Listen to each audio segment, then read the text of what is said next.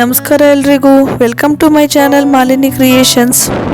ಮೊದಲನೇದಾಗಿ ಎಲ್ರಿಗೂ ಶಿವರಾತ್ರಿ ಹಬ್ಬದ ಹಾರ್ದಿಕ ಶುಭಾಶಯಗಳು. ಇವತ್ತಿನ ಒಂದು ಸ್ಪೆಷಲ್ ಆಗಿ ಏನಪ್ಪಾ ಅಂತ ಹೇಳಿದ್ರೆ, ಬೆಂಗಳೂರಿನಲ್ಲಿರುವಂತ ಮಲ್ಲೇಶ್ವರಂ 15th ಕ್ರಾಸ್ ಅಲ್ಲಿ ಎರಡು ವಿಶೇಷವಾದಂತ ಪುರಾತನ ದೇವಾಲಯಗಳಿದಾವೆ. ಅವೆರಡೂ ದೇವಾಲಯಗಳ ವಿಶೇಷತೆ ಏನು ಅಂತೇಳಿ ಇವತ್ತಿನ ಒಂದು ಲಾಗ್ ಅಲ್ಲಿ ತಿಳಿಸ್ಕೊಡ್ತಾ ಇದ್ದೀನಿ. ಈ ಲಾಗ್ಗೆ ಹೋಗಕ್ಕೂ ಮುಂಚೆ ಯಾರೆಲ್ಲ ನನ್ನ ಚಾನಲ್ಗೆ ಸಬ್ಸ್ಕ್ರೈಬ್ ಆಗಿಲ್ಲ, ಬೆಲ್ ಐಕಾನ್ ಮೇಲೆ ಕ್ಲಿಕ್ ಮಾಡಿ ನನ್ನ ಚಾನಲ್ಗೆ ಸಬ್ಸ್ಕ್ರೈಬ್ ಆಗಿ ಅಂತ ಹೇಳ್ತಾ ಬನ್ನಿ ಇವತ್ತಿನ ಲಾಗ್ ನ ಶುರು ಮಾಡೋಣ.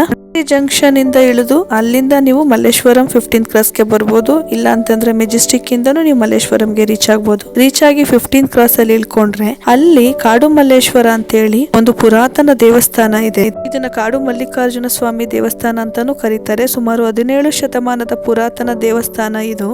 ದ್ರಾವಿಡ ಶೈಲಿಯಲ್ಲಿ ಇರ್ತಕ್ಕಂತ ಒಂದು ದಟ್ಟ ಅರಣ್ಯದ ಕಾಡಿನಲ್ಲಿ ಈ ದೇವಸ್ಥಾನ ಇತ್ತಂತೆ. ಹಾಗಾಗಿ ಇದಕ್ಕೆ ಕಾಡು ಮಲ್ಲೇಶ್ವರ ಅಂತೇಳಿ ಹೆಸರು ಬಂದಿದೆ.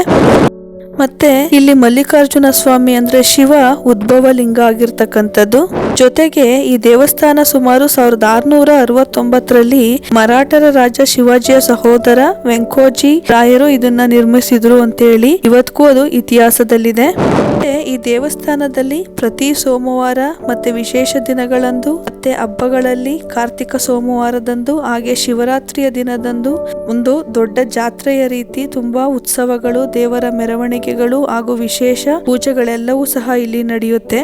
ದೇವಸ್ಥಾನಕ್ಕೆ ಮೆಟ್ಟಿಲುಗಳು ಸಹ ಇದಾವೆ. ಒಂದು 40ರಿಂದ 50 ಮೆಟ್ಟಿಲುಗಳಿದಾವೆ. ಮೆಟ್ಟಿಲುಗಳನ್ನ ಇಳ್ಕೊಂಡ್ ಬಂದ್ರೆ ಅಲ್ಲಿ ಪಕ್ಕದಲ್ಲಿ ಈ ರೀತಿ ನಾಗರ ಕಲ್ಲುಗಳನ್ನ ಪ್ರತಿಷ್ಠಾಪನೆ ಮಾಡಿ ಸಣ್ಣದಾಗಿ ಶಿವಲಿಂಗಗಳನ್ನು ಸಹ ಅಲ್ಲಿ ಪ್ರತಿಷ್ಠಾಪನೆಯನ್ನ ಮಾಡಿದ್ದಾರೆ. ದೊಡ್ಡದಾಗಿ ಒಂದು ಆದಿಶೇಷನ ಒಂದು ಮೂರ್ತಿಯೂ ಸಹ ಇದೆ. ಇವೆಲ್ಲದಕ್ಕೂ ಸಹ ಅಲ್ಲಿ ಪೂಜೆಯನ್ನ ಸಲ್ಲಿಸಿ ಅವರಿಗೆ ಇಷ್ಟಾರ್ಥಗಳನ್ನು, ಅವರಿಗೆ ಏನು ಪ್ರಾರ್ಥನೆಗಳಿರುತ್ತೆ ಅದನ್ನ ಬೇಡ್ಕೊಂಡು ಈ ರೀತಿ ಒಂದು ಅಖಂಡ ದೀಪಗಳನ್ನು ಅಲ್ಲಿ ಹಚ್ಚೋದು ಸಹ ವಿಶೇಷ.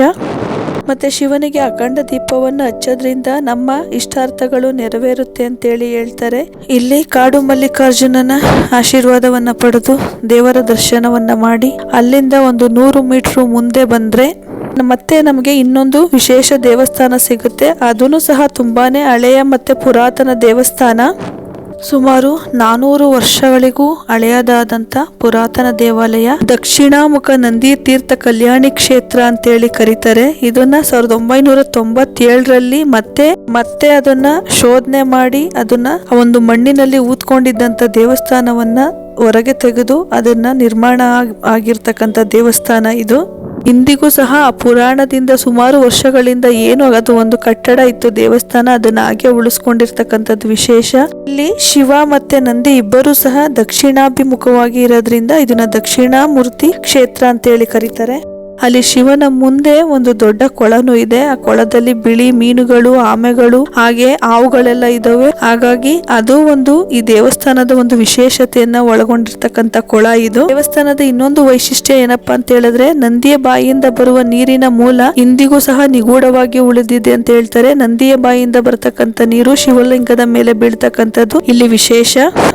ಹಾಗೆ ಆ ನೀರು ಎಲ್ಲಿಂದ ಬರುತ್ತೆ ಅನ್ನೋದು ಇಂದಿಗೂ ಸಹ ಅದು ನಿಗೂಢವಾಗಿಯೇ ಉಳ್ಕೊಂಡಿದೆ.